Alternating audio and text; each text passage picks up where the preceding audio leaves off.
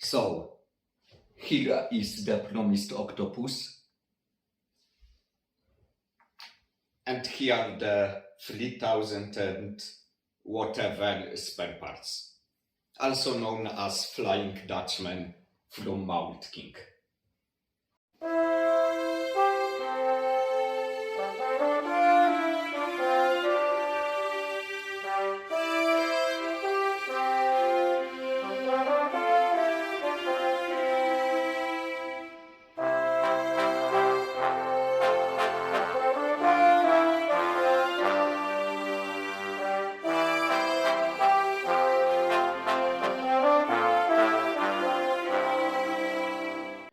Because I already have instruction in the hand, let's talk about building experience. And this can be compared to a quite sad story with a happy ending. The beginning of building is super depressive. You are met with hundreds of dark elements and sadly put them in place in a highly repetitive way.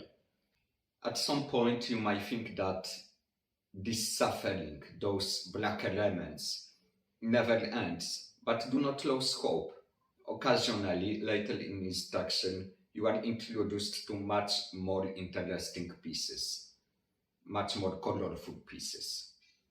However, the whole ship has a lot of fragile sectors. The best example here is a ship nose. This is a ship nose. It can easily fall off. And because this segment is placed relatively early on in the instruction, it may happen that during, let's say, building process, you accidentally damage it. So because to avoid it, I decided to remove the ship nose from the rest of building process and attached it just at the end when it was totally necessary. You may wonder what I'm doing under the table. Well, the answer is simple. I'm searching for missing pieces. Because there was a few ones in this set.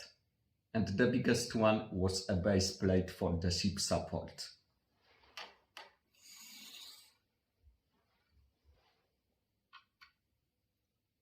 I wonder how I could miss this.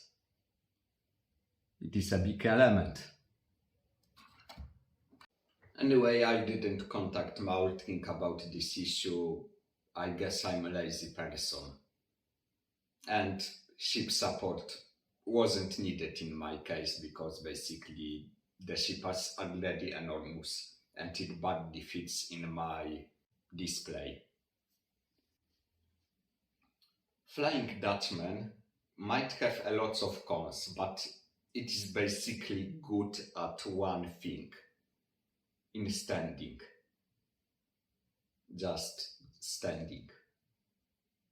You are doing a great job, just stand here. Perfect. As you probably guess, this set makes a great display. It is packed with interesting details, with all of those shippy things. Also, there are those sea plants that are thriving on its surface. There are lots of cannons. There are those fires, those skeletons, those strange teeth. It is just true Flying Dutchman, true haunted ship, the feel of the sea. And also, this set is enormous. It is bigger than 4 Lego Land Rovers. Amazing. A very beautiful set. But remember, it is also a very fragile one. So you can't allow any guest to touch it. No siema. Oh, what a nice ship do you have. What a nice octopus. Can I touch it? The heck, dude, no. It is set only for display. You can watch, you can admire it, but do not touch it. And can I throw an atomic bomb on this? Sure, do whatever you want, for the raptor will survive it. Or did it? Anyway, the Flying Dutchman is lacking minifigs, which is a shame. To fix an issue, I found a pirate-related Lego minifix and put a Barbie on the ship deck, because mixing Lego with a Chinese bricks is wrong and tasteless.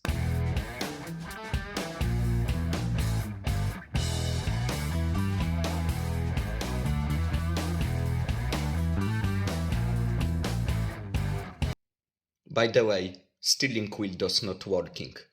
It is blocked by the shippy things. Okay, it is time for the summary. So basically, Flying Dutchman has a lot of cons.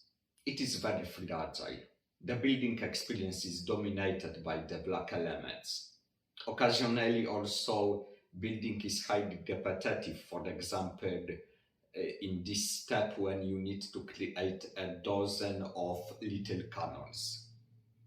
Also, it has no minifigs. It had some missing pieces. And also, the size of it can be also a con, because you need to save a lot of space for this one. But when the most important factor, and someone is knocking my door, I go and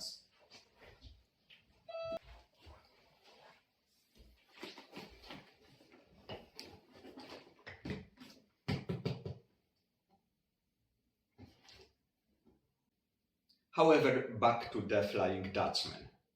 So basically, if for you the most important thing of Lego-like bricks is the appearance, is the how set is looking, then basically it is a set for you. And all of those cons that I talked about earlier are irrelevant, because this set is just looking amazing. It catches the eyes. It is the most impressive set of all of mine sets. However, for me, the most important part is the building experience. And this one was quite poor in this set, if I compare it to other sets that I have. So, if it is about me, I would give the note 6 out of 10 to this set. Sorry, octopus. She's sad. Thank you, and see you later.